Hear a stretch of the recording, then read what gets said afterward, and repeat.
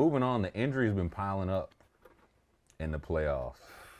And Kevin Pelton from ESPN did a study about like the load management. And he found that through the 80s and 90s, an average of 1.5 All-Stars per year missed games during that year's playoffs. This year, right now, we're at 4. Giannis, Dame, Kawhi, Julius Randle. Doesn't include Jimmy Butler. Doesn't include Zion Williamson. And the next game that any one of those guys misses will surpass the number from last year already. You shaking your head? I just think the load management stuff is stupid. Elaborate. No, I just think it's stupid because, like you just said, these dudes get hurt more now at a higher level than back when we played, and we played more of a physical game. You had to practice every day. Like you couldn't even miss practice when we played, because if you miss practice, you might be at risk of losing your starting spot. So you don't even want to miss practice. You ain't missing no preseason games, and you definitely ain't trying to be like, yeah, Sheed, man, I'm gonna sit tonight, man. I'm a little tired, man. You know, how can I look at Sheed and say, yo, bro, I'm tired. I'm gonna sit out tonight, and we trying to make a playoff push, and we trying to, stand in the standings. Like he'll look at me like, what's wrong with, like, you know what I mean? But you're like, trying to stay and be your healthiest when you're trying to make that run. But who says that? But who can really guarantee that I'm gonna be my healthiest? I'm gonna be my best self. You know what I'm saying? Like you got to keep the same rhythm as everybody else. Like I want to be on the same rhythm as him. He want to be on the same rhythm as me. You know what I'm saying? But if I'm sitting out games, and you know what I'm saying, let's say if I sit out 10 games before the playoffs start, I ain't no good to these guys because they're in a different rhythm than me. You know what I'm saying? I ain't in the same rhythm. My conditioning is off. You know what I'm saying? Everything is off. So now I'm at risk for something. I'm at risk for missing a bunch of shots. I'm at risk for getting hurt. I'm at risk for my teammates looking at me sideways because I ain't been with them in the trenches. You know what I'm saying? So you're at risk for so much. The biggest thing. Like people won't say it, but they've been looking at some of these dudes like, he out again. You know, the coaching staff, man. Coaching staff, when when the trainer come to you, be like, all right, man, we got 2 people that's out tonight. He's looking at them like, golly. They already know. Man, Kawhi again. Wallace. Wallace again, man. Dang. You know what I'm saying? So, you want people that you can rely on. I would have never got caught up in that load management stuff. I love the game too much. And, and I hated the fact that they was doing load management a couple years ago when, like if you're a Western Conference team, you only go on the road and play an Eastern Conference team one time a year. Those Eastern Conference teams. And they sitting out those games when those parents and those family people are really spending all their money to come see that star.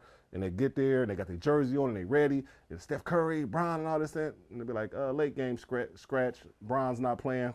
Soreness, yeah. I done seen people from Indiana spend a bunch of money to go to the Pacer game when they're about to play the Lakers that one time a year, and then he don't, just hypothetically, Bron don't play or Steph don't play or one of these big name people don't play. That's tough for the consumer.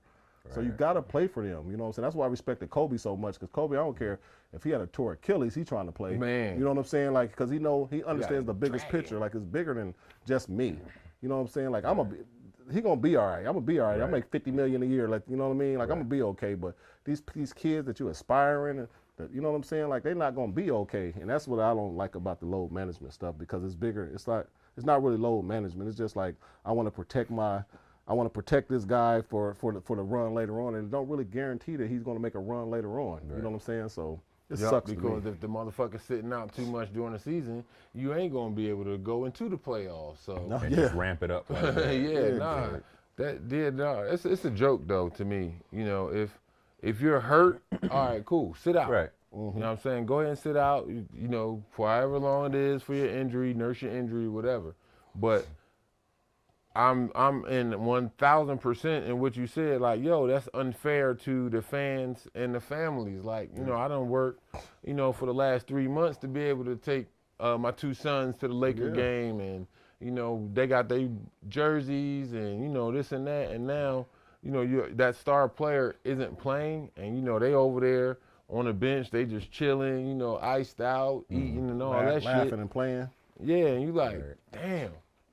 Like, as that fan, I would feel kind of robbed, kind of cheated. Even though, and don't get me wrong, even though there's other great players out there, because, these are the best basketball players in the world that's playing in the NBA, but, man, we came to see so-and-so. Man. We came to see so-and-so hit some threes or get a couple dunks and some blocks and all that shit. Like, even if you play 20 minutes and not 40.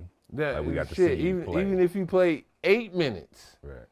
And not 40. That's the difference from what they call load management and what our load management was. For us, all right, Bonzi might be hurting now. He might have a knee ailment, so the team we playing against is ass like 2 naked butt cheeks on the toilet.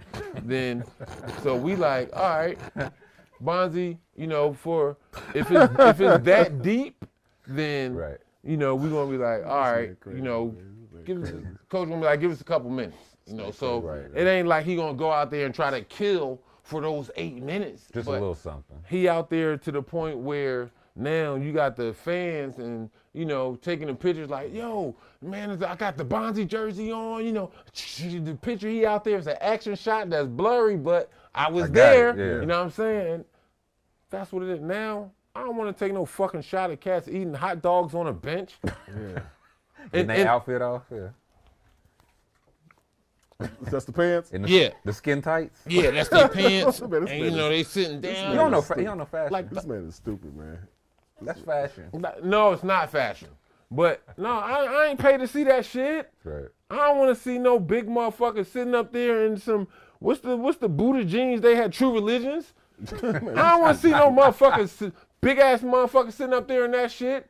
This No, man crazy. get your big ass out there in that little uniform on that court and work, dog. This man crazy. You man. got a bum ankle, man. What you want? You Everybody hurt. Everybody Everybody hurt. hurt. And that's the Hey. thing. That's the thing. Going into the playoffs, everybody's hurt. I don't care who you are on both teams. Everybody's hurt. Everybody's nursing an ailment. At this point in the season. Shit, Yeah. the year we won, my Achilles was fucked up. My Achilles and my plantar fasciitis. That shit was damn near shot. That's a good word, man. I appreciate that. So I'm like, man, hey, took a 45-minute ankle tape job on my foot, but nah, this bum ass wheel, this flat tire ain't gonna We keep me ride out. today. Hey. You're gonna fix a flat in that. We man. ride. And that's what I did. The tape was to Yeah, fix put a that flat out this man. motherfucker. Like, man, we riding. You know what I'm saying? I know I ain't got time to get a new wheel. I know I ain't got time to sit there and really nurse this ailment, but with this load management, it's some bullshit. And then they look at it as, okay, I'm protecting my investment, you know, but now that shit is backfired on them. So that's why I guarantee you they're going to come. They got it now, 65 games? They just upped it to 65 games? 65 you- games. To be Postseason eligible award. for, Postseason like, awards. man, so that's great. I mean, yeah, you're gonna miss some games. Yeah. You know, I'm 100%. not saying, you know, everybody, even some of the league's Ironmen Right. You'll miss a few some games. Yeah, But- 100%. Dog, no, that's that's some wild shit though. Be fucking load management. But it's crazy that you threw that stat out there. Hopefully they can change some of their minds that this stuff ain't working with that load management. It's not. It's not. And it's trending, like, again, it was, I think, 1.5 during the 80s and 90s, and yeah, just trickling and trickling up. All right. And you know, honestly, if you do the math per game, if somebody making 50 million, divide that by 82 games. So one game check, them dudes chilling and making $1 million by chilling on the bench. Right. Like, these game checks are real. Like, if I do the math, I can't. I'm not the smartest. I'm not the smartest. Mathematician, yeah. But these dudes getting $600,000, $700,000, $800,000 a game, and they chilling, and y'all just gonna just, And they cool with that. man. I'm cool old with school, that. man. Hard days work, hard day of wages. Like, it does. I mean, it just don't make sense to me. I mean, it just. Do you think it's anything tougher about the way the game is played now than when, like, the distance they cover? I feel like you definitely had to be, like, y'all's game was definitely more strength. But Yeah, now you more got to physical. contest more three-pointers, more of them at a faster pace. That's nothing. That's because they I'd scared rather to go contest down a there. shot than have Oh, somebody yeah. forearm shivering me and bumping back, people. yeah. Like, all you made it, man. Kill yourself for saying that. Like, come on, man. Like, That's harsh. Yeah, yeah, Jesus for real. Christ. Because you tried to make it like challenging a jump shot was harder than going through the matrix and stuff we went through. Man, you understand how hard that was? I wasn't there, so no. You right. Let's talk. I'm gonna talk to you. Yeah. Going through screens.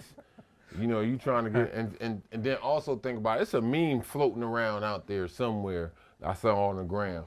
And they was like power forwards of the 90s. And then, you know, they showed Karl Malone, they showed Shaq and, you know, other big power forwards and stuff, bulky power forwards.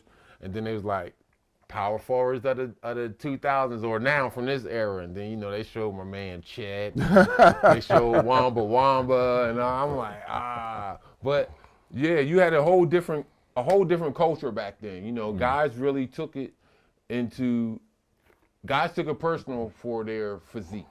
You know what I'm saying? Like, it's like, yo, the main thing, hey, gotta get in the weight room. Gotta get in the weight room, you know, getting big, get big, boom, boom, boom. And I really didn't believe that until I got older. I would say more like in my middle of my career, because when I was in Portland, you know, I did have that young boy gene. I was like, man, shit, I'm young. I'm gonna be out this motherfucker. I'm gonna jump high forever and run fast forever and this and that. Man, fuck this weight room, this and that. But now, I wasn't one of the strongest ones in the weight room, but I was one of the strongest ones out there on the court, because it's just a matter of leverage and, you know, you doing this and that. But, man, it's the difference now. So, of course, we had the physicality, but now I don't necessarily see it as them covering more distance. Because if you think about it, most of them ain't really got to cover it, because, shit, they coming 2 steps past half court and putting up a shot. I'm Right, 30 feet away. If you are on my team and you contest that shit, you coming out the game. Yeah. What the fuck are you contesting a 50-foot shot for? Guys can knock that down now. I don't give a fuck if he knocks it down or not. Hey, long shot, long rebound. So do you think it's harder to guard a 3-point shooter or a driver or a post player and a post player? Like somebody that really got some action off the bounce, or that's gonna put you in the rim? I would say post play, but it's just not a lot of those players now. Like the style of the game is not a lot of those. Yeah. Or not as many as it was in y'all's day. But until you get into the playoffs, now you see in the playoffs, Jokic, they backing people down. Like like in the playoffs, you got to take some quality shots, man. Yep. You can't just be jacking up threes on it. Like you're gonna see every time the playoffs, the number of threes go down, because dudes want quality shots. So they want real good. Like if we get you double team me, we throw it around the horn, we get a 3, yeah. But dudes ain't just coming down unless you Dame. And they shortening the distance. Yeah.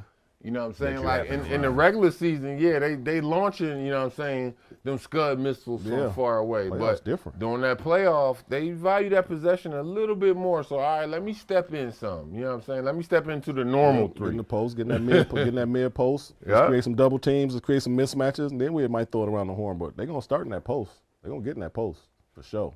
One way or another. Yeah. So load management bad. We agree. Terrible. Yeah. Terrible. Yeah. It's the worst. I can't fuck with the load management. Not at all.